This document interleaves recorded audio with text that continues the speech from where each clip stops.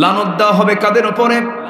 আল্লাহ তাআলা সুন্দর করে বলছেন, ইন্নাল্লাযীনা ইয়াকতুমুনা মা আনসালনা মিনাল বায়িনাত ওয়াল হুদা মিন বা'দি মা বায়্যানাহু লিন-নাসি ফিল কিতাব উলাইকা ইয়ালআনুহুমুল্লাহ ওয়া ইয়ালআনুহুমুল লাঈনুন।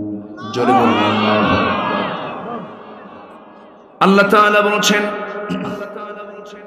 ইন্নাল্লাযীনা, নিঃসন্দেহে যারা, ইয়াকতুমুন, যারা গোপন করবে, যারা আড়াল করবে, মিনাল বায়্যিনাতি ওয়াল হুদা, আমার স্পষ্ট সুস্পষ্ট বায়্যিনাতকে যারা গোপন করবে, আমার আয়াতগুলোকে যারা গোপন করবে, আমার হুদাকে যারা গোপন করবে, বান্দার কাছে যে স্পষ্ট কিতাব দিয়েছি সেই সমস্ত বিষয়গুলোকে যারা গোপন করে ফেলবে, আল্লাহ তাআলা বলছেন ওই সমস্ত বান্দার উপরে আমি আল্লাহ নিজে অভিসম্পদ দিয়ে দেব। কার কথা? আসতে বলবেন না, কার কথা? আমি আল্লাহ নিজে তার উপরে অভিসম্পদ করব। তাহলে কোনো কিছু গোপন করার সুযোগ কি বান্দা নিতে পারে?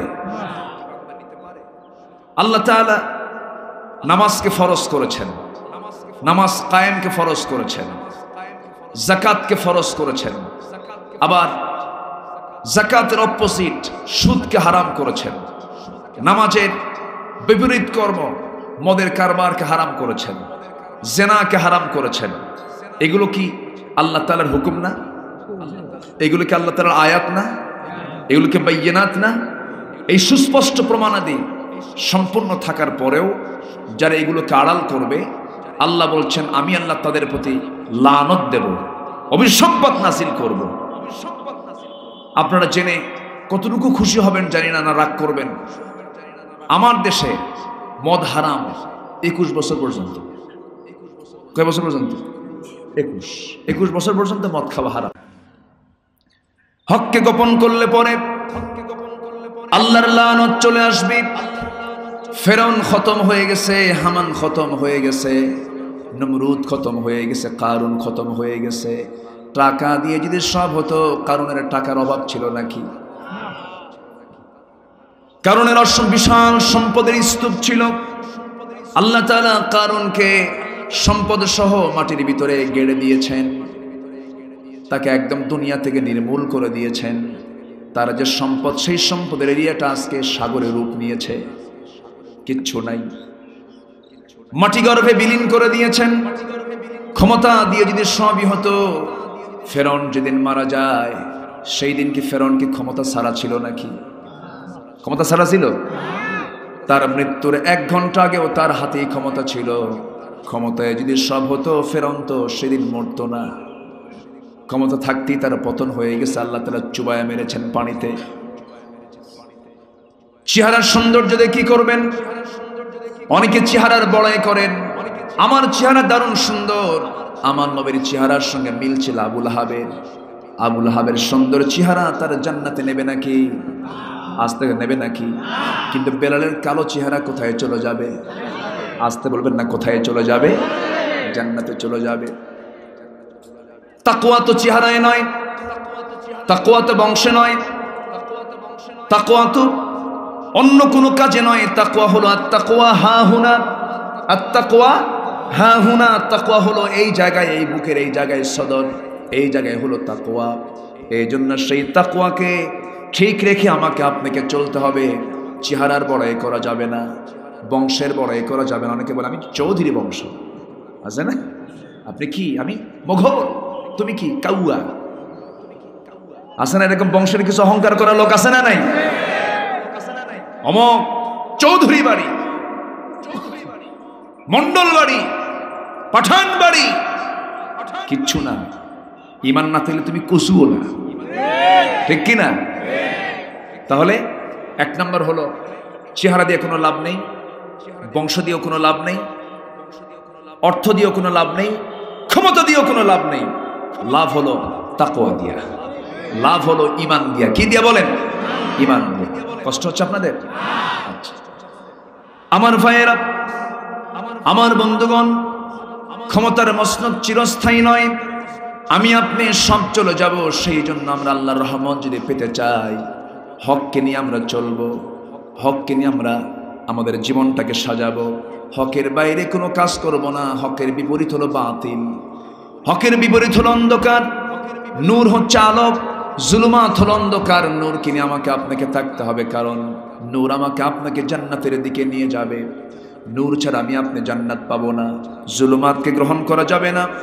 আল্লাহ তাআলা বান্দাকে সেই জন্য বারবার বলছেন, বান্দা আমি তোকে মাফ করব, তবে আমার লানত প্রাপ্ত বান্দা হবি না।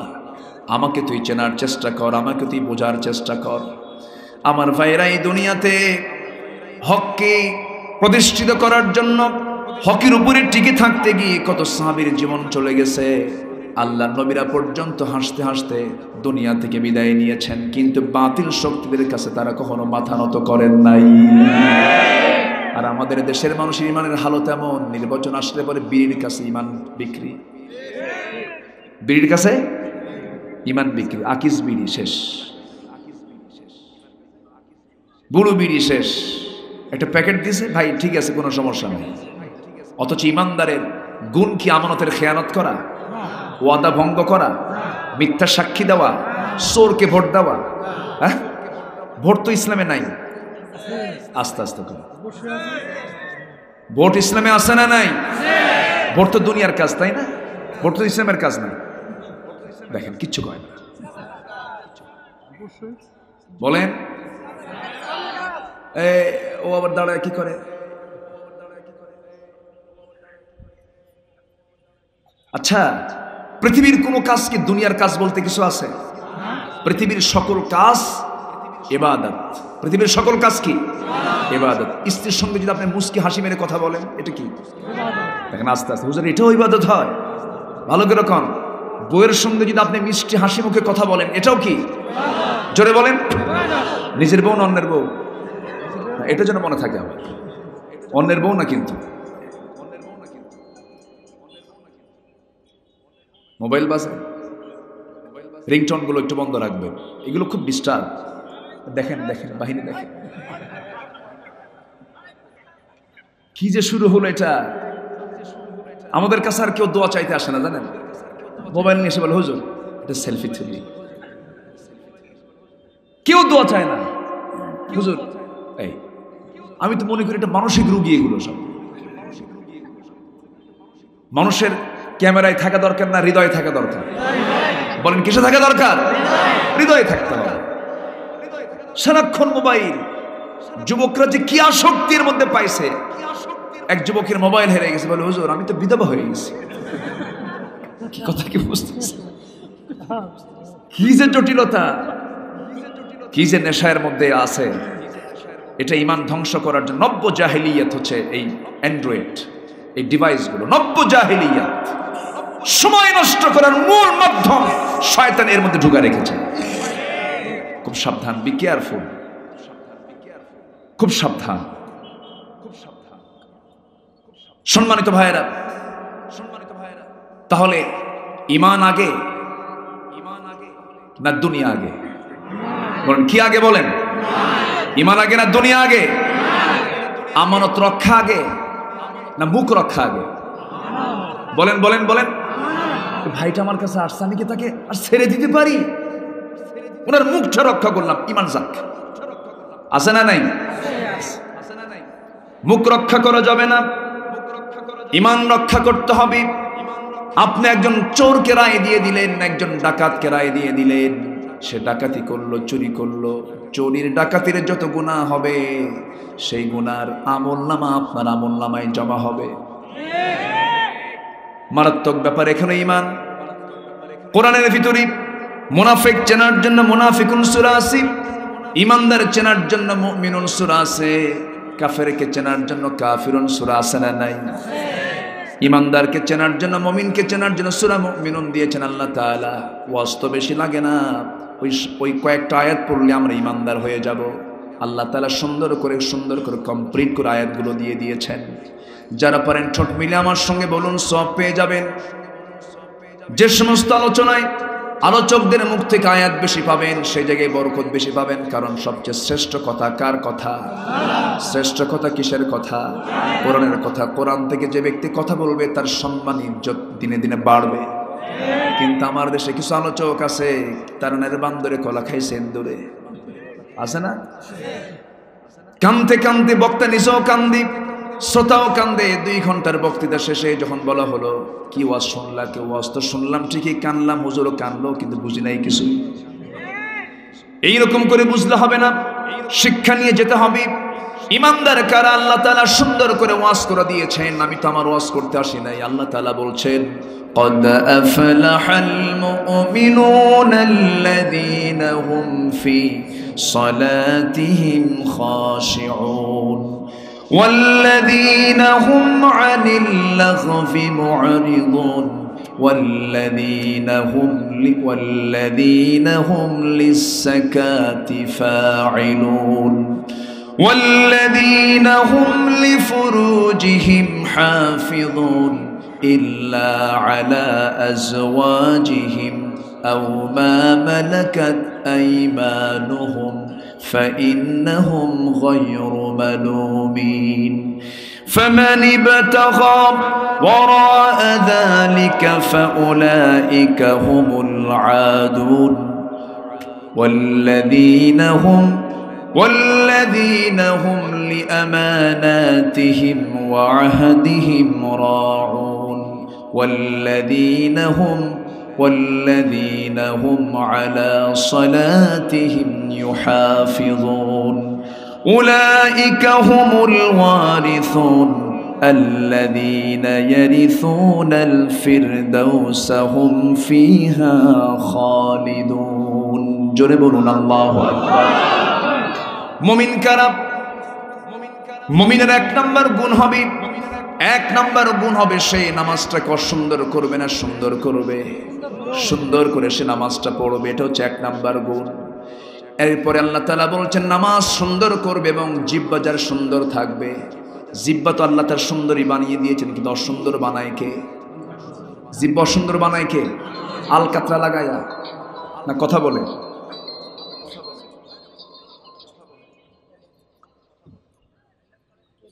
মুরব্বী রেকর্ডের জন্য দিয়েছেন। তাহলে জিহ্বা দিয়েছেন আল্লাহ তাআলা হেফাজত করার জন্য। সেই জিহ্বাতে আমরা সত্য কথা বেশি বলি না মিথ্যা কথা বেশি বলি? আমাদের দেশের মামলা চলে সত্য দিয়ে না মিথ্যা দিয়ে? বলেন সত্য না মিথ্যা? উকিলকে বলবেন একটু মামলা লেখেন, কি এই লেখায় তো মামলার গ্রাউন্ড তৈরি হবে না, আরো কিছু বানাতে হবে, আরো কিছু যোগ করতে হবে। তাহলে আল্লাহ তাআলা বলছেন ইমানদারের 1 নম্বর গুণ হবে সে নামাজটাকে সুন্দর করবে, খুশুর সঙ্গে নামাজ পড়বে। এরপরে অনর্থক কোনো কথা তার জিহ্বা থেকে বের করবে না। যার জিহ্বা কন্ট্রোল তার ঈমানটা কন্ট্রোল। কথা বলা যদি হয় রূপার মতো, চুপ থাকা হলো সোনার মতো। সুবহানাল্লাহ বলেন। কথা বলা যদি হয় রূপার মতো, মুক্তার মতো, ভাবতে হবে চুপ থাকা তার চেয়েও দামি সোনার মতো। আল্লাহু আকবার বলেন। আমরা কথা কম বলি না বেশি বলি? মেয়ে মানুষ আরো কম না আরো বেশি?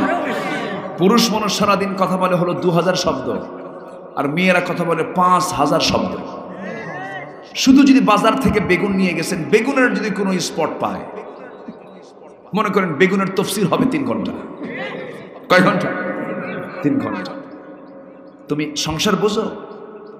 এত সংসার এত কষ্ট করে করতেছি, কি বেগুন আনলা তুমি? বাস এই বেগুনের রচনা উপসংহার সহ উনি আসেন তাফসীর করতে। আছে না নাই?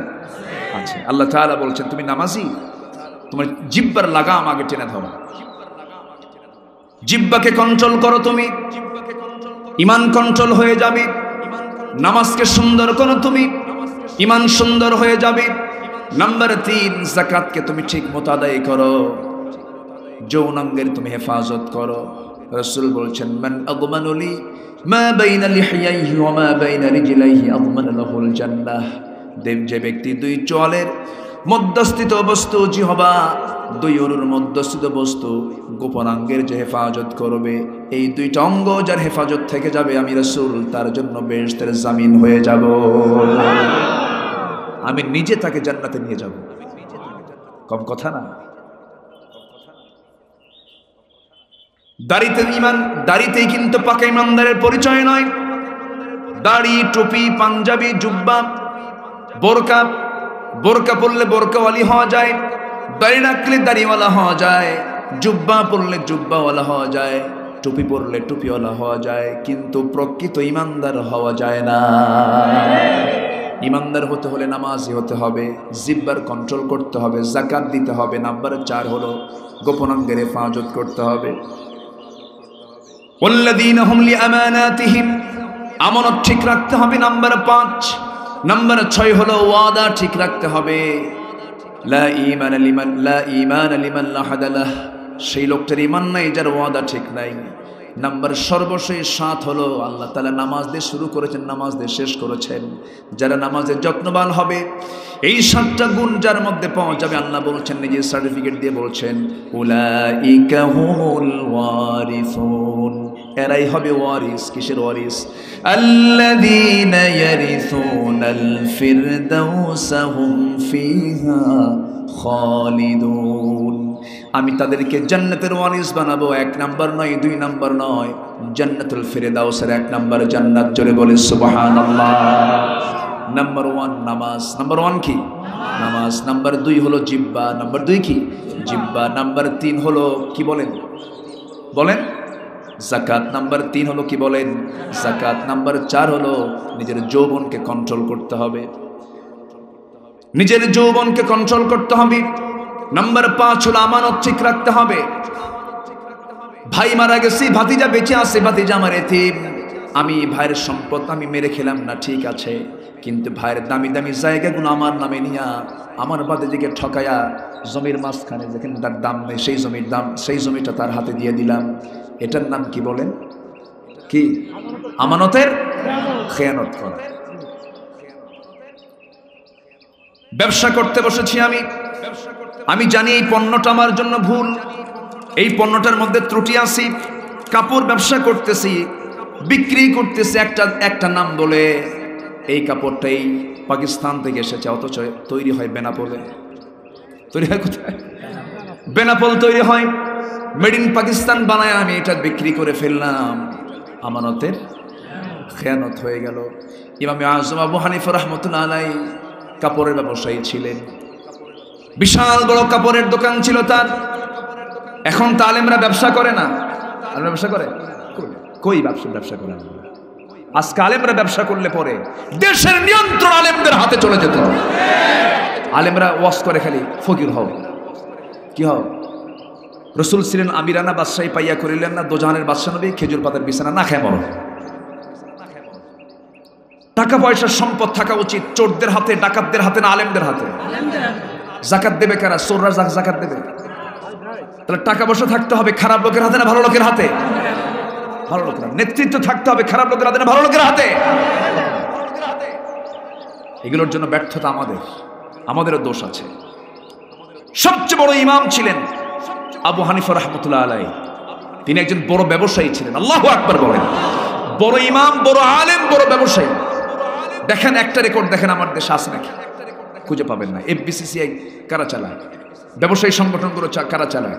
বেনাপোলের পোর্টে যান, কত বিজনেসম্যান আছে, এখানে কি একটা আলেম খুঁজে পাওয়া যায়? হ্যাঁ, আলেম খুঁজে পাওয়া যায় না। আলেম খুঁজে পাবে কেমন? আলেম তো নিজেই ফতুয়া মারছে, রসুল না খেয়ে থাকছে, তুমি না খেয়ে থাকো।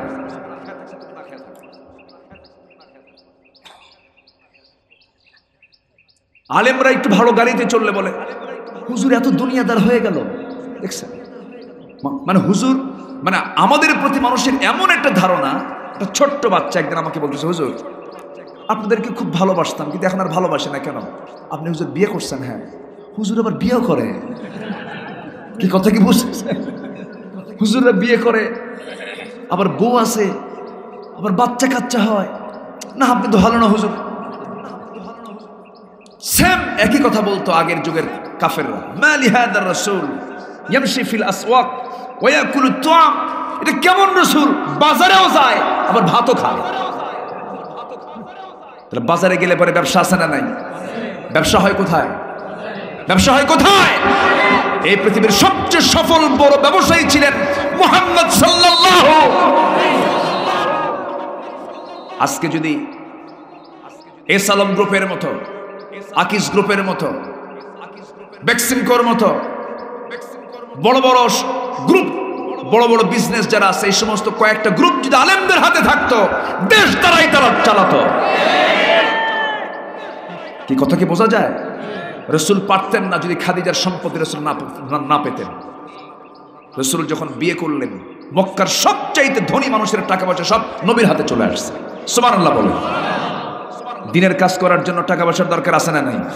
হ্যাঁ, টাকা আসবে, বাধা নেই, কিন্তু টাকা নিয়ে বিলাসিতা করা যাবে, টাকা কামাই করা যাবে না, এই কথা কোরআন হাদিসে কোথাও নাই। কষ্ট পাচ্ছেন আপনারা? কষ্ট পাচ্ছেন? আমি একটা আইডিয়া দিয়ে যাচ্ছি। এই জন্য কি কথায় যেন আসলো, এটা কোন দিক থেকে যেন কোন দিকে চলে গেলাম। আমানতের খেয়ানত, আমানতের খেয়ানত করা যাবে না। আমানতের খেয়ানত করবে কেমনে? যদি এলেম থাকে সে কখনো খেয়ানত করে, এলেমই নাই ও তো খেয়ানত করবেই। আপনি টাকা দিবেন, টাকা দেওয়ার পর, টাকা দেওয়ার আগে আপনার জুতার তলা ঠিক থাকবে, টাকা দেওয়ার পরে যখন আপনি খরচ দিবেন এরপরে জুতার তলা ঠিক থাকবে না। জুতার তলা ঠিক থাকবে? যে টাকা দেয় সে বিপদে না যে টাকা নেয় সে বিপদে? বলেন, দেওয়া লোক বিপদে না নেওয়া লোক বিপদে? কিন্তু আখেরাতে কোন লোক বিপদে? বলেন, নেওয়া লোক বিপদে। যে ঋণ গ্রহীতা সে বিপদে।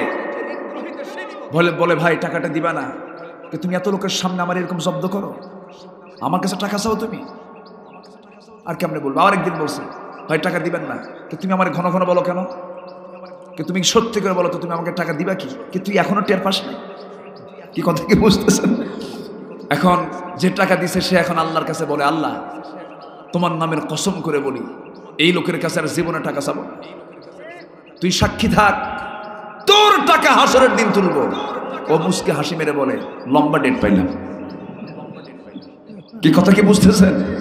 কি ডেট পাইছে? লম্বা ডেট পাইছে। তাহলে কি নাই? বল, ওর মধ্যে কি নাই? লা ঈমানা লিমান লা আমানাতা লাহু, তার ঈমান নাই যার আমানত ঠিক নাই। আল্লাহু আকবার বলো। তাহলে আমানত ঠিক রাখার দরকার আছে না নাই? আচ্ছা, এটা ঈমান। এটা কি? ঈমান। আমার ওয়াজ একটু ভিন্ন, আমরা শিক্ষা নিয়ে যাব না ইনশাআল্লাহ।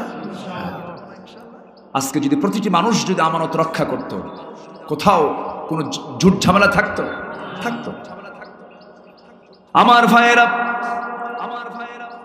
নাম্বার 7 হলো নামাজের ব্যাপারে যারা যত্নশীল হবে, যত্নবান হবে, এই 7টি গুণ যারা অর্জন করতে পারবে, আল্লাহ তাআলা বলছেন, বান্দা আমি তোমাকে সুন্দর যত্ন করে জান্নাতুল ফেরদাউসের মালিকানা দিয়ে দেব।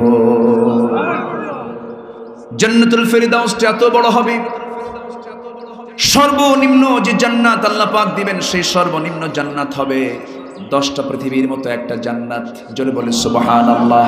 কয়টা পৃথিবী বলেন? এই 10টা এরকম জমি না, কিন্তু 10টা পৃথিবী। জোরে বলে সুবহানাল্লাহ।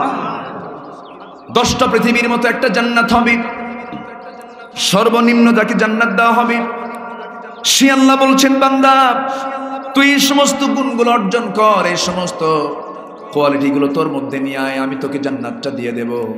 এবং এই সমস্ত গুণ যখন বান্দার মধ্যে চলে আসবে, সে কখনো হককে আড়াল করবে না, হককে গোপন করবে না, সত্যকে কখনো আড়াল করবে না। এই পৃথিবীতে যারা ইমানদার মানুষ আল্লাহর পথে তারা জিহাদ করবে, যারা কাফির তারা তাগুতের পথে তারা যুদ্ধ করবে। আল্লাহ তাআলা সুন্দর করে তা স্পষ্ট করে বলছেন, ওয়াল্লাযীনা আমানু ইউকাতিলুনা ফি সাবিলিল্লাহ ওয়াল্লাযীনা কাফারু ইউকাতিলুনা ফি সাবিলিত তাগুত। ঈমানদার যারা তারা স্পষ্ট করে তারা আল্লাহর পথে তারা জিহাদ করবে, যারা কাফের তারা তাগুতের পথে তারা সংগ্রাম করবে, জিহাদ করবে, সংগ্রাম করবে তারা। আমরা যুদ্ধ জিহাদ করব কার পথে? আসতে বলবেন না, কার পথে? জিহাদ করা কি?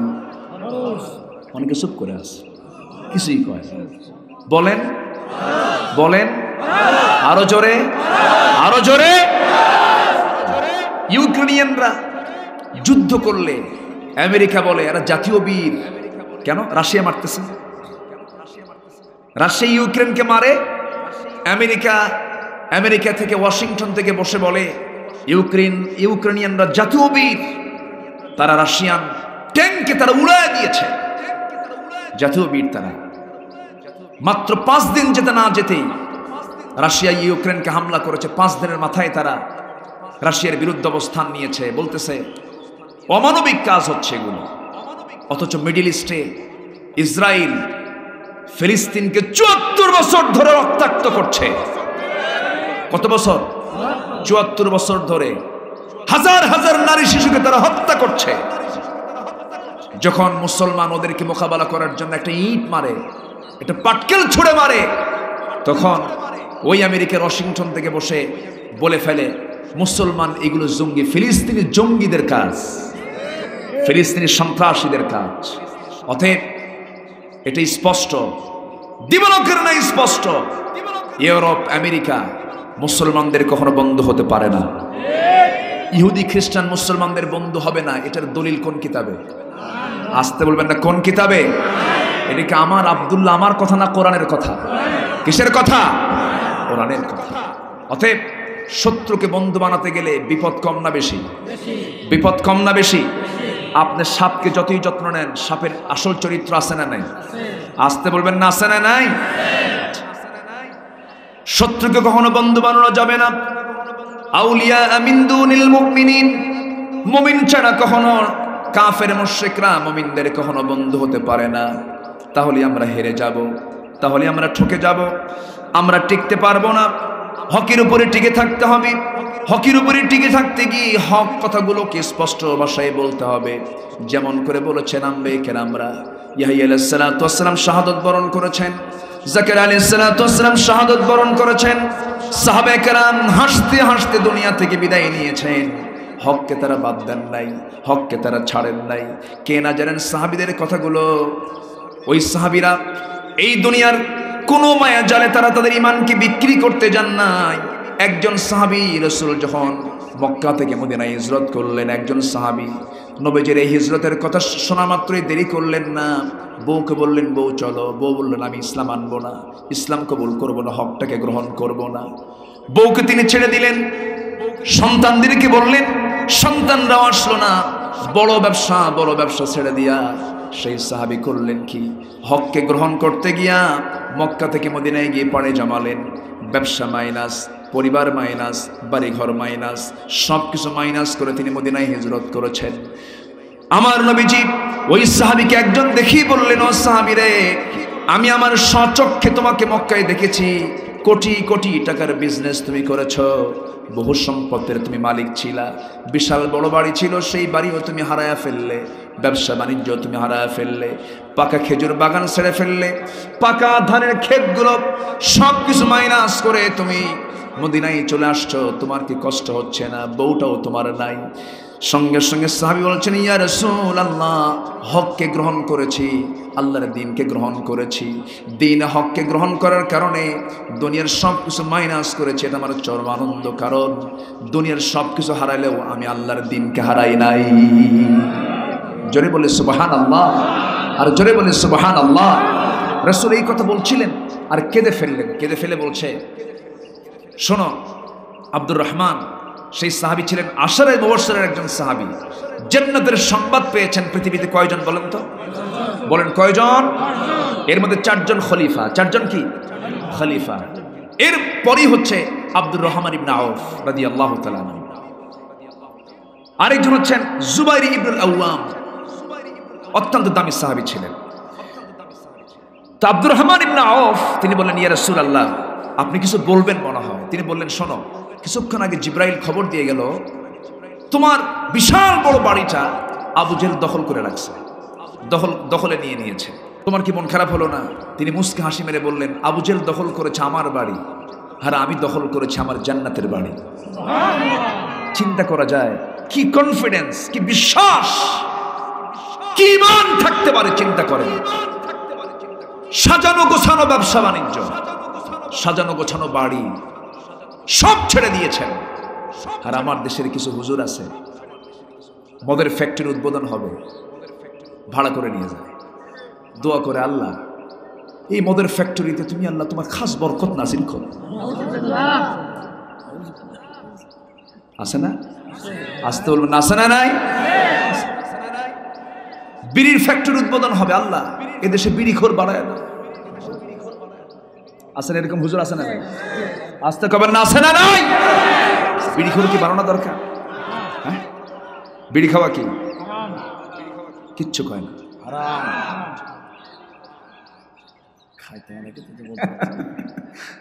আচ্ছা অনেকে প্রশ্ন করে, হুজুর বিড়ি খাওয়া কি, মানে উনি জায়েজের চেষ্টায় আছে। বিড়ি খাওয়া কি এটা তো ডাক্তার বলবে। বিড়ি খাইলে ডাক্তার কি বলে যে আপনার লাংসটা খুব সতেজ থাকবে, ফ্রেশ থাকবে, আপনি বেশি করে বিড়ি খাবেন, এরকম কিছু বলে? এরকম কিছু বলে? বিড়ি খেলে ক্যান্সার হয়, কি হয়? তাহলে ক্যান্সার হলে দোষ কার? আল্লাহ। হ্যাঁ, লাংস বানায় দিয়েছেন কে? লাংস দিয়েছেন কে? চোখ দিয়েছেন কে? হার্ট দিয়েছেন কে? আচ্ছা বিড়ি খায় লাংস নষ্ট করলো কে? দেখছেন, আল্লাহ।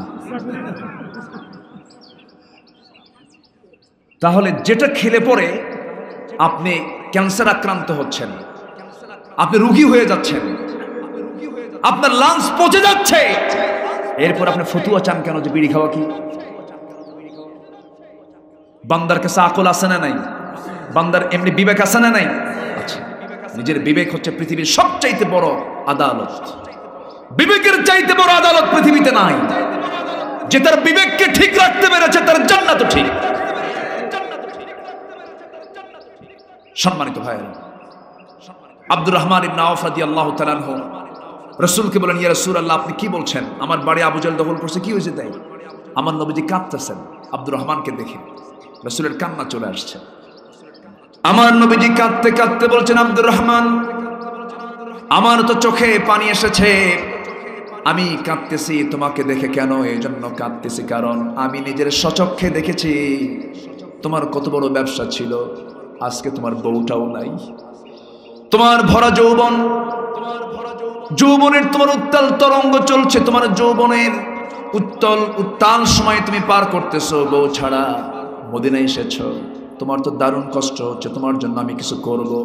রাসূল বললেন, আমি তোমাকে একজন বন্ধু দিয়ে দিলাম। আনসার সাহাবীকে ডাক দিয়ে বলছেন, আনসার সাহাবী শোনো, ও আনসার সাহাবী শোনো, এই আব্দুর রহমান আমার খুব প্রিয় সাহাবী, তুমি তো ধনী মানুষ, দেখো তো এই মদিনায় তার জন্য কিছু করে দেওয়া যায় নাকি? আব্দুর রহমান ইবনে আওফকে সঙ্গে করে নিয়ে মদিনা সেই আনসার সাহাবী নিয়ে চলে গেলেন। বড় দুইটা খেজুর বাগান দেখায় দিলেন। বড় দুইটা খেজুর বাগান দেখায় দিয়ে বলছেন, ভাই ভাই আব্দুর রহমান ইবনে আওফ, রাসূল আমাকে তোমার দায়িত্ব দিয়ে দিয়েছেন, দুইটা খেজুর বাগান তোমাকে দিয়ে দিলাম, এই দুইটার মধ্যে যেটা পছন্দ হবে সেই পছন্দের খেজুর বাগান এই মুহূর্তে আমি তোমার নামে দলিল করে দেব। আব্দুর রহমান ইবনে আওফ মুস্কি মুস্কি হাসি মেরে বলছেন, ভাই আনসার সাহাবী আর কি দিতে চাও বলো? এবার বলতেছেন, শোনো তোমার তো বিয়ে করা জরুরি, কিন্তু এই মদিনার কোনো মেয়ের বাবা, কোনো মেয়ের পিতা তোমার সঙ্গে বিয়ে দেবে না, কারণ তোমার তো ঘর নাই, বাড়ি নাই, টাকা নাই, পয়সা নাই। অতএব আমি আমার দুইটা স্ত্রী আল্লাহ পাক আমাকে দান করেছেন, যে কোনো একটা স্ত্রীকে তালাক দেব, তুমি আমার সেই স্ত্রীটাকে বিয়ে করে নিবা। এই দুইটা কথা শুনে আব্দুর রহমান ইবনে আওফ তাকে বুকের মধ্যে জড়িয়ে ধরে বলছে, ভাই রে, আমাকে বাগানটাও দলিল করে দিতে হবে না, আমার জন্য বউ তালাক দেওয়া লাগবে না, আমাকে একটু ব্যবসার কৌশল শিখিয়ে দাও, ছোট্ট একটা বাজার দেখায় দাও, আমি ব্যবসা করে খাবো। ছোট্ট একটা বাজারে ব্যবসা একটা শুরু করে দিলেন সে আনসার সাহাবী। ব্যবসা করতে করতে করতে করতে দেখা গেল কয়েক রতি সোনা কামাই হলো তার। সেই সোনাগুলোকে জমা করে বিয়েটা জরুরি মনে করে বিয়েটা সম্পন্ন করলেন। বিয়ে সম্পন্ন করার ৩-৪ দিন পর নবীর কাছে এসে সুন্দর পোশাকে দাঁড়িয়েছেন, সুন্দর চেহারা হয়ে গেছে, তার চেহারার মধ্যে নূর চমকাচ্ছিল। রাসূল বলছেন, আব্দুর রহমান, তোমাকে বেশ কিছুদিন দেখি না, তোমার চেহারায় কেমন যেন একটা ভাব লক্ষ্য করছি, সুন্দর পোশাক দেখছি, সুন্দর গায়ের সুগন্ধ দেখছি, তুমি কিছু করছো নাকি? তিনি বলছেন, ইয়া রাসূলুল্লাহ, আপনি আমার জন্য দোয়া করে দিয়েছেন, আমি তো বিয়ে করে নিয়েছি। রাসূল বলেন, বিয়ে করলে তুমি দাওয়াত পাইলাম না আমি, তুমি আমারে দাওয়াত দিলে না কেন বলো তো? হুজুর দাওয়াত দেব কখন, মনে ছিল না। কি ছিল না বলেন? কি ছিল না? মনে ছিল না। রাসূল বলেন তাই? হুজুর সত্যি মনে ছিল না আমার। কেন? সব বন্ধু বান্ধব নিয়ে বিয়ে করতে গেছি, দেখতে গেছি, মেয়ে পছন্দ হয়ে গেছে। মেয়ে যখন পছন্দ হয়ে গেছে ভাবলাম আর দেরি করে লাভ কি, বিয়ে করে নি। হুজুর বিয়েটা করে ফেলছি। রাসূল মন খারাপ করলেন। রাসূল বলেন বিয়ে তো জরুরি, বিয়ে তো করেছো, কিন্তু আমার তো দায়িত্ব আছে। কি দায়িত্বটা? হলো তুমি কি মোহরানার টাকা দিয়েছো? হুজুর আমি ব্যবসা করেছিলাম, ব্যবসা করে কয়েক রীতি সোনা কামাই করেছিলাম, সেটা দিয়ে নগদ নগদ মোহরানা ধার্য করে ক্লিয়ার করে এরপরে বউকে রানী বানায় ঘরে নিয়ে আসছে। জোরে বলেন সুবহানাল্লাহ। এখন কি পরিশোধ হয়? আজকের সমাজে কি পরিশোধ হয়? পরিশোধ করার নিয়তে কি মোহরানা ধার্য হয়? মোহরানা ধার্য হয় 30 লাখ টাকা, 20 লাখ টাকা, যা কিয়ামতের দিন শোধ হবে। কিসের দিন শোধ হবে? কিয়ামতের দিন। এগুলো হারাম, এগুলো করা যাবে না। নগদ যা পাবেন, এক কথায় বলে দিই, বিয়ের আগে বর পক্ষের কাছ থেকে, কি বলে, মেয়ে পক্ষের কাছ থেকে বর পক্ষ যেরকম জুলুম করে যৌতুকের টাকা আদায় করে যেমন অপরাধ, বিয়ের আগে চুক্তি কইরা মেয়ে পক্ষ ছেলের পক্ষের কাছ থেকে মোহরানার টাকা শব্দের চাইতে বেশি ধার্য করা অপরাধ। আমার কথা কি বোঝা গেল? বোঝা গেল? যৌতুক হারাম, এদিকে মোহরানা তার শব্দের বাইরে ধার্য করা। আসতে কোন কেন? আরো জোরে। ঠিক না, ঠিক না, এটা এটা কখনো করবেন না। মেয়ে পক্ষের টার্গেট হলো কি জানেন? যে বেশি করে মোহরানা ধার্য করো, 20 লাখ টাকা ধরো, ওর না শোধ করলে, ও যদি না রাখতে পারে আমার মেয়েকে, টাকা তো দেবে। কেস কি করে নেবে? হ্যাঁ, মামলা করেন। তাহলে যেই কাজের লক্ষ্য মামলা পর্যন্ত করায় সেটা ইসলাম অনুমোদন করতে পারে না, পারে না, পারে না। ঠিক কিনা? যুবকরা খুব খুশি, হুজুর বিয়ে তো করবো, ভালো কাজে লাগলো।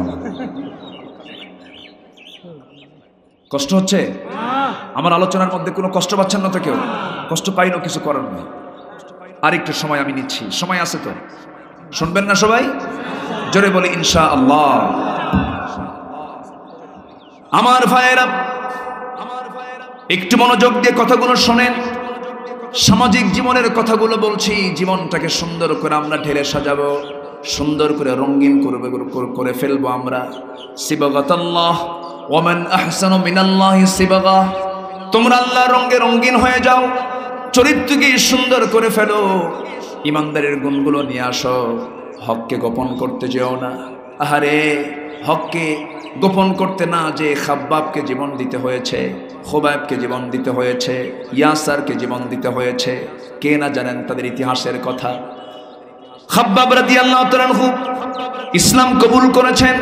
ইসলাম কবুল করার সঙ্গে সঙ্গে তাকে বলা হলো, খাব্বাব শুনলাম তুমি নাকি হকটাকে গ্রহণ করেছ। তিনি কি আড়াল করেছেন না প্রকাশ করেছেন?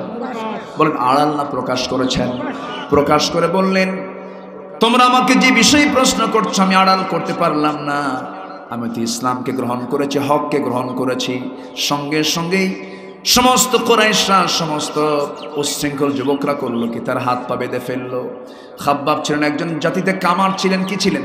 কামার ছিলেন। লোহা পিটায় তিনি জীবিকা নির্বাহ করতেন। সেই কামারের জায়গার ভিতরে সেখানে আগুনের অঙ্গার ছিল, অঙ্গারগুলোকে তারা তুলে ফেললো। অঙ্গারগুলোকে মাটিতে সাজায় নিয়ে সেই জ্বলন্ত অঙ্গারের উপরে খাব্বাবের পিঠটাকে চেপে ধরলো। পিঠটাকে যখন অঙ্গারের উপরে চেপে ধরলো, অঙ্গারগুলো দিয়া তার পিঠের মধ্যে ঢুকে গেল। চর্বি গলে গলে অঙ্গারগুলো তার পিঠের মধ্যে গেঁথে গেঁথে আছে। কিন্তু একটা বারের জন্য খাব্বাব মুখ থেকে আ উ উ কোনো আওয়াজ করেন নাই। আল্লাহু আকবার। একটু চিৎকার করেন নাই, কারণ তিনি বলতেছেন, আল্লাহ, কাফের মুশরিকরা আমার পিঠের চামড়া গলে গলে দিচ্ছে, আমার পিঠটাকে গর্ত করে দিচ্ছে। আমি যদি একটু চিৎকার করি, তুমি আল্লাহ যদি অসন্তুষ্ট হয়ে যাও। খাব্বাবের পিঠ ধবল কুষ্ঠের মতো হয়ে গেল। খলিফা ওমরের শাসন আমলে কোন একটা দিন ওমর ফারুক রাদিয়াল্লাহু তাআলা তার পিঠে হাত দিচ্ছিলেন। পিঠে হাত দিতেনি তার শাহাদাত আঙ্গুলি, তার পিঠের মধ্যে ঢুকে গেছে, গর্তের মধ্যে ঢুকে গেছে। ওমরে ফারুক বলছেন, খাব্বাব তোমার পিঠটা এমন গর্ত গর্ত হয়েছে কেন, কি হয়েছিল তোমার? সঙ্গে সঙ্গে তিনি বলছেন, ভাই ওমর, আগের কথা মনে করে দিলেন, ইসলাম কবুল করেছি, অঙ্গারগুলো দিয়ে আমার পিঠগুলো গর্ত করেছে কাফের মুশরিকরা।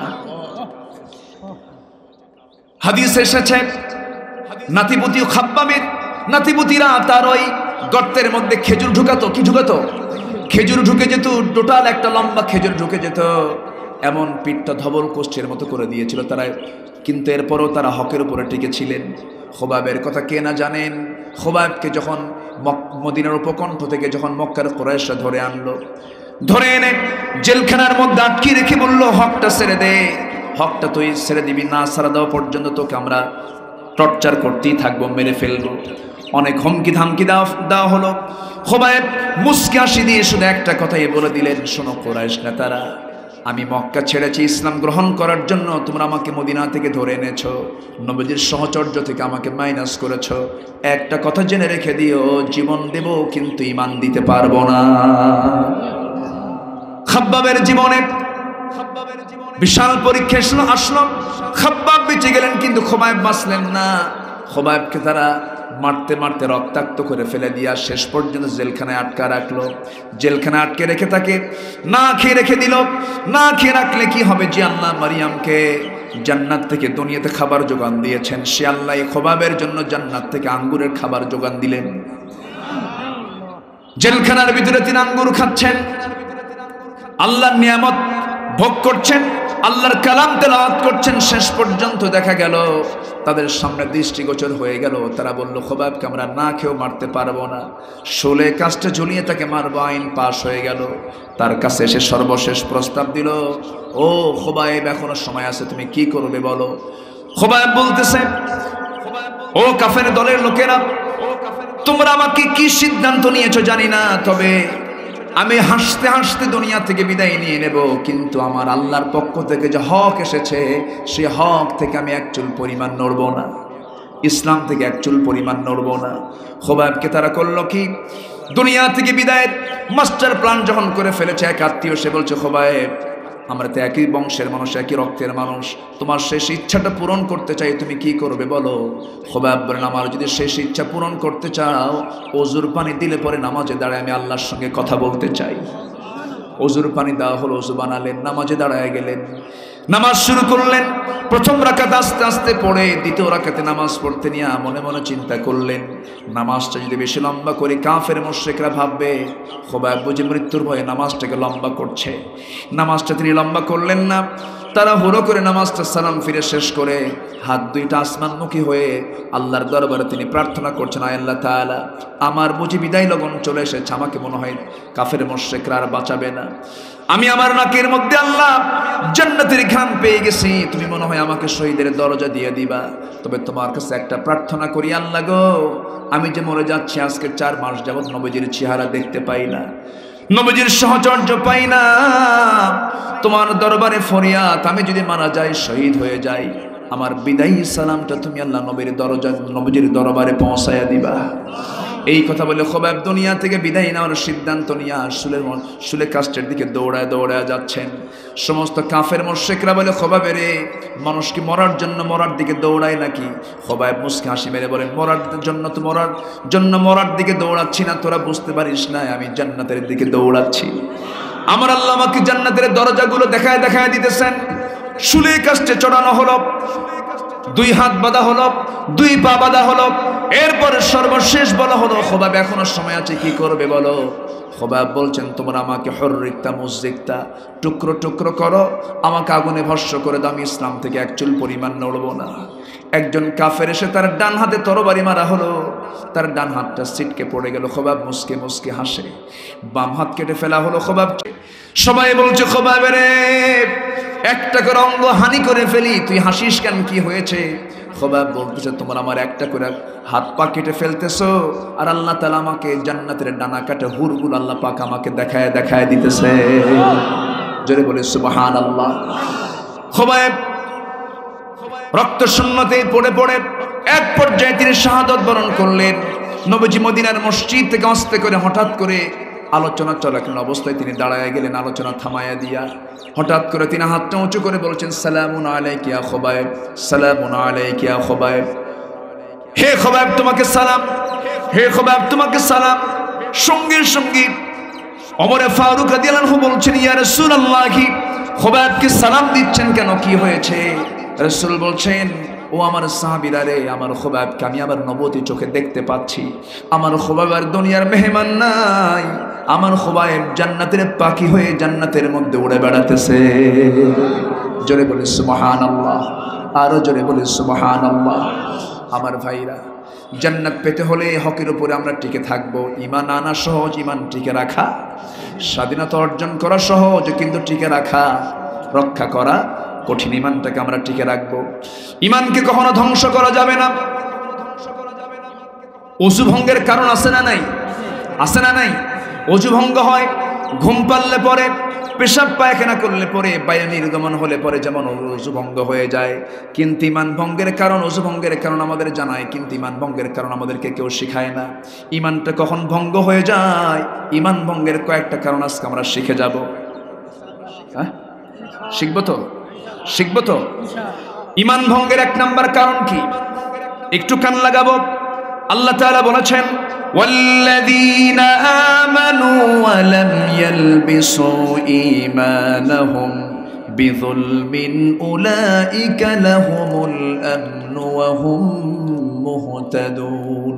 ঈমান যারা আনবে, শোনো তোমরা, ঈমান যারা এনেছো তোমরা শোনো, ঈমান এনেছো, কিন্তু ঈমান আনার সঙ্গে সঙ্গে তুই যদি তোমার ঈমানের সঙ্গে যদি তোমরা শিরিকটাকে মিশ্রণ করে ফেলো, শিরিকটাকে যদি জোড়া লাগায় ফেলো, ঈমান থাকবে না, ভঙ্গ হবে। বলেন বলেন বলেন, ঈমান থাকবে না, ভঙ্গ হবে। আমি চাইবো কার কাছে? চাইলাম বাবার কাছে, ঈমান থাকলো না, ভঙ্গ হলো। ঈমান, আমরা সাহায্য চাইবো কার কাছে? কোনো মাজারে সেজদা দিলে পর ঈমান থাকলো না, ভঙ্গ হলো, ভঙ্গ হয়ে গেল। আমি চলবো কেমনে? ঈমান থাকলো না, ভঙ্গ হলো। আমাকে চালাবেন কে? আস্তে আমাকে চালাবেন কে? আমাকে খাওয়াবেন কে? ঈমানটা ভঙ্গ করা যাবে না। আমাদের দেহ চলছে ঠিকঠাক মতো, হঠাৎ করে শরীরটা অসুস্থ হয়ে পড়লো, চেক আপ করতে গেলাম। আমার দেহের জন্য যদি কোনো ক্যান্সারের কোর্স থাকে, সেখানে কিছু ট্রিটমেন্ট হয়, আছে না নাই? ট্রিটমেন্ট আছে না? আছে, চিকিৎসা হলো। আমাদের দেহের ভিতরে যদি কারো ক্যান্সার হয়, যেমন তারা ট্রিটমেন্ট করতে হয়। ঈমানের কিছু ক্যান্সার আছে, যে ক্যান্সারগুলো অ্যাটাক করলে পরে ঈমানটা তার ধ্বংস হয়ে যাবে। ঈমানের এক নাম্বার ক্যান্সার হলো কুফর, নাম্বার 2 ক্যান্সার হলো শিরক, নাম্বার 3 ক্যান্সার হলো বেদাত। কুফর, শিরক, বেদাত, এই 3টা থেকে যদি কোনো বান্দা নিজেকে গুটিয়ে রাখতে পারে, ওই ঈমান সলিড ঈমান, ওই ঈমান নিয়ে বান্দা জান্নাতের মেহমান হয়ে যাবে। জোরে বলে সুবহানাল্লাহ। কুফর কি? আল্লাহ তাআলা মদকে কি করেছেন? আসতে বলেন, কি করেছেন? আমরা কি বানাচ্ছি? আমরা কি বানাচ্ছি? এটা কি ঈমান না কুফর? বলেন বলেন বলেন বলেন বলেন, ঈমান না কুফর? জীবনের শেষ নিঃশ্বাস থাকা পর্যন্ত বলে যাব, যেটা হারাম সেটাকে হালাল করার ক্ষমতা পৃথিবীর কেউ রাখতে পারে না। ঠিক কিনা? সম্মানিত ভাইয়েরা, সম্মানিত বন্ধুগণ, যারা নামাজ পড়ে, রোজা রেখে, হজ করে, সুদের কারবার করবে, জেনার কারবার করবে, মদের কারবার করবে, মিথ্যা সাক্ষ্য দেবে, তারা ঈমানদার হতে পারে না, পারে না, পারে না। সম্মানিত ভাইয়েরা, আজকে যদি সমাজের নেতৃত্ব যারা দিচ্ছেন, সমস্ত নেতৃত্বে যদি নামাজ কায়েম থাকতো, সমাজে আজকে মদের বিল কেউ আনতে পারতো না। আমরা নেতৃত্ব করে তুলবো নামাজে না বেনামাজে? বলেন বলেন বলেন বলেন, আমরা কি নামাজে নেতৃত্ব তুলবো না বেনামাজে নেতৃত্ব করবো? নামাজে। নামাজ আছে, নেতৃত্ব আছে। নামাজ নাই, আসতে কোন কেন? নামাজ নাই। যে নেতা নামাজ না পড়ে নেতৃত্ব করবে, জুতা পেটা করে বের করে দেবো সমাজ থেকে। রাজি আছেন না? মাঠি রাজি, এখানেই শুধু রাজি। কাজ করার দরকার আছে না নাই? আজকে দখল করতে করতে মসজিদ পর্যন্ত দখল হয়ে গেছে। মসজিদের সভাপতি মদ খায়, আছে না? আছে না? যশোর নাই তো? মসজিদের সভাপতি মদ খায়, সেক্রেটারি সুদ খায়। সেক্রেটারি কি খায়? তো সভাপতি মদখোর, সেক্রেটারি সুদখোর, আর মাঝখানে যে ক্যাশিয়ার ওটা হলো জেনাকার। এরকম আছে না নাই? আছে না? আছে। তাহলে যে মসজিদে আমি নামাজ পড়তেছি সেই মসজিদের সভাপতি যদি আমি মদখোর বানাই, সেক্রেটারি সুদখোর বানাই, আর ক্যাশিয়ারকে যদি জেনাকার বানাই, আর চুপ করে যদি বসে থেকে কিছু না বলি, আল্লাহ কি আমাকে ছেড়ে দেবে? আসতে কন কেন? আমাকে ছেড়ে দেবে? প্রতিবাদ করার দরকার আছে না নাই? প্রতিবাদের ভাষা তৈরি করার দরকার আছে না নাই? এত বড় বেয়াদবেরা। আমি তো মনে করি এই দেশে হক কথা বলার সবচেয়ে বড় অন্তরায় হলো মসজিদ কমিটি। সবচেয়ে বড় অন্তরায় তারা। 4.5 লক্ষ মসজিদের এই বাংলাদেশে প্রতিটি কমিটি যদি বলতো, খতিব সাহেব আপনি শুক্রবার কারো চেহারা দেখে বক্তব্য দিবেন না, কোরআন দেখে বক্তব্য দিবেন, দেশের প্রত্যেকটা খতিবের মুখ থেকে হক কথা বের হতো। তা না করে কি করে জানেন? 7 দিন নামাজ পড়ে না, সভাপতি নিজে যায়। 7 দিন নামাজ না পড়ে শুক্রবার প্রথম কাতারে যা বসে থাকে, বসে থেকে হুজুরের দিকে এরকম করে তাকায় আর ঠোঁট কামড়ায়, আর আগে বলে থাকে হুজুর মামলা কিন্তু থানায় রেডি আছে। কি কথা কি বুঝতেছেন আপনারা? কথা বুঝতেছেন? কথা কি বোঝা যায়? আচ্ছা, ঘড়ি দেখে। আচ্ছা, ঘড়ি দেখবে কে? খতিব দেখবে না সভাপতি দেখবে? বলেন বলেন বলেন। একটা মসজিদের মূল সম্মানজনক পদ সভাপতির না খতিবের? খতিব সভাপতিকে চালাবে না সভাপতি খতিবকে চালাবে? খতিব সভাপতিকে চালাবে। এখন কে কাকে চালায় বলেন? আমি ঢাকাতে এক মসজিদে জুমার খুতবা দিই আজ থেকে 10 বছর আগে। আমি যেদিন ইন করলাম ওই মেম্বারে বসে বললাম, যেই মেম্বারে বসে আছি আমি, সামনে সভাপতি সেক্রেটারি সবাই বসে আছেন, ভালো কথা, কিন্তু একটা কথা আমি আজকে বলতে চাই। যদি আপনারা ঘড়ি দেখেন, যদি আপনারা আমাকে সাবজেক্ট নির্ধারণ করে দেন, তাহলে এই জায়গায় আমি আসবো না। কি কথা কি বোঝা গেল? ঘড়ি দেখার দায়িত্ব আপনার না, খুতবা দেওয়ার দায়িত্ব আপনার না। খুতবার কি ভাষা থাকবে, কি কথা বলতে হবে, এই দায়িত্ব আমার। এই সিকিউরিটি, এই সম্মান নিশ্চিত যতদিন না হবে মসজিদ থেকে হক কথা বের হবে না। আর সেই হক কথা বের করার জন্য এলাকার মসজিদের মুসল্লির দায়িত্ব সবার আগে। ভাবতেছেন জান্নাত পাবেন এত সস্তা? এত সস্তায় জান্নাত হবে না। হককে গোপন না প্রকাশ? হককে গোপন না প্রকাশ? প্রকাশ করতে হবে। খুঁজে দেখবেন আপনার মসজিদের সভাপতিকে, একসঙ্গে গ্রামের সব লোক জড়ো হবেন, কোন চোর আমরা সভাপতি দেখবো না, কোন ডাকাতকে আমরা সেক্রেটারি দেখবো না। টাকার সম্মানে মসজিদের কমিটি নির্ণয় হবে না। মসজিদের দায়িত্ব পাবে তারাই, ইমানের মর্যাদায় যারা শীর্ষে থাকবে তারাই নেতৃত্বের শীর্ষে থাকবে। কথা বোঝা গেল? কথা ক্লিয়ার? আল্লাহ তুমি সবাইকে বাস্তব করার তৌফিক দাও, জোরে বলি আমিন। কারণ আল্লাহ তাআলা বলছেন, যারা আমার বাইয়িনাতকে, আমার হককে, আমার আয়াতগুলোকে যারা আড়াল করবে, আমি তাদের প্রতি কি করব? বলেন কি করব? কি করব? লানত দেব। আমার কি আল্লাহর লানত পেতে চাই? আমার ভাইয়েরা, আমার বন্ধুগণ, তবে আল্লাহ তাআলা বলছেন শোনো, লানত তো দেব, তবে সেই সমস্ত বান্দাকে আমি লানত দেব না যারা 3টা কাজ করে দুনিয়া থেকে বিদায় নেবে। কয়টা কাজ করে বলেন? 3টা কাজ করে বিদায় নেবে। আল্লাহ বলছেন সেই 3টি কাজের 1 নাম্বার হলো ইল্লাল্লাযীনা তাবু ওয়া আসলাহু ওয়া বায়্যানু ফাউলাইকা আতুবু আলাইহিম ওয়া আনা আত-তাওয়াবুর রহিম। জোরে বল। খেয়াল রাখার দরকার আছে না নাই? শুধু বাপ হলে হবে না, আদর্শ বাপ হতে হবে। শুধু মা হলে চলবে না, আদর্শ মা হতে হবে। মা হতে হবে খাওলা বিনতে আজরের মতো, মা হতে হবে আসমা বিনতে আবু বকরের মতো, বাবা হতে হবে লোকমানের মতো। আল্লাহু আকবার। লোকমান তার সন্তানকে নসিহত করছেন, আমার সন্তানেরা আমি তোমাদেরকে 3টা নসিহত করছি। কি? পৃথিবীর শ্রেষ্ঠ খাবার খাবে, পৃথিবীর শ্রেষ্ঠ বিছানায় ঘুমাবে, পৃথিবীর শ্রেষ্ঠ প্রাসাদে অবস্থান করবে। ছেলেরা বলতেছে, আব্বা আমরা ভাতই পাই না ভালো করে। শ্রেষ্ঠ খাবার খাবো কেমনে, শ্রেষ্ঠ বিছানায় ঘুমাবো কেমনে, শ্রেষ্ঠ বাসাতে থাকবো কেমনে। লোকমানের এই কথা সন্তানদের কানে ঢুকেছে ঠিক, কিন্তু বাস্তবভাবে তারা বুঝতে পারে নাই। লোকমান বলেন, আমার বাজান, আমি একটু ব্যাখ্যা দিয়ে বলি। লোকমান বলেন, আমার বাজানেরা শোনো, পৃথিবীর শ্রেষ্ঠ খাবার খাবে মানে খাবার যখন খাইতে বসবে ভরা পেটে কখনো খেতে বসবে না, ক্ষুধা পেটে খেতে বসবা। ক্ষুধা পেটে খেতে বসলে পরে তোমার ভিতরে ক্ষুধার যন্ত্রণা থাকলে পরে খাবারে তুমি মজা পাবে, এবং ক্ষুধা যখন খেতে বসবে ক্ষুধা পেটে উঠবে, পেটটাকে একটু ফাঁকা রাখবে, মনে হবে এই খাবারটাই তোমার কাছে পৃথিবীর শ্রেষ্ঠ খাবার। জোরে বলি সুবহানাল্লাহ। কি সুন্দর করে নসিহত দিচ্ছেন। নাম্বার 2 হলো পৃথিবীর শ্রেষ্ঠ বিছানায় ঘুমাবি।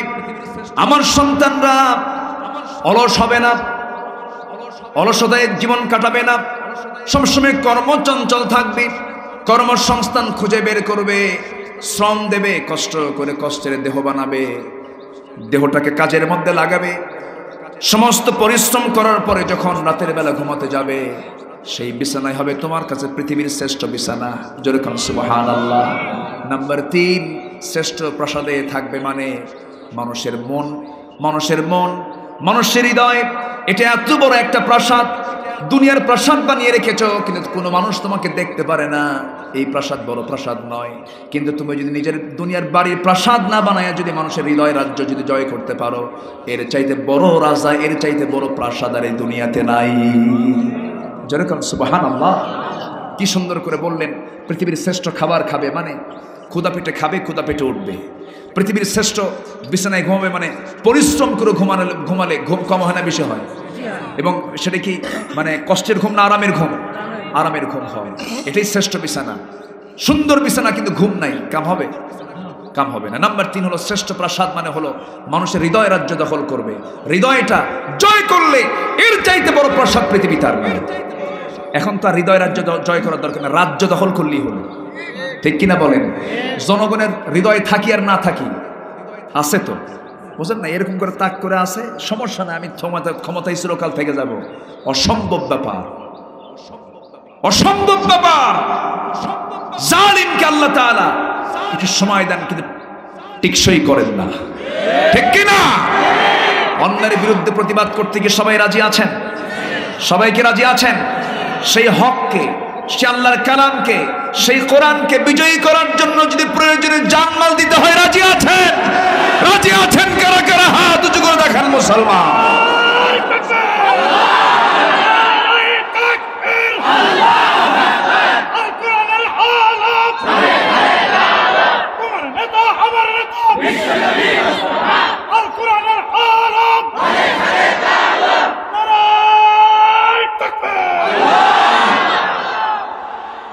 আল্লাহ সবাইকে তুমি কবুল করো। জোরে বলি আমিন।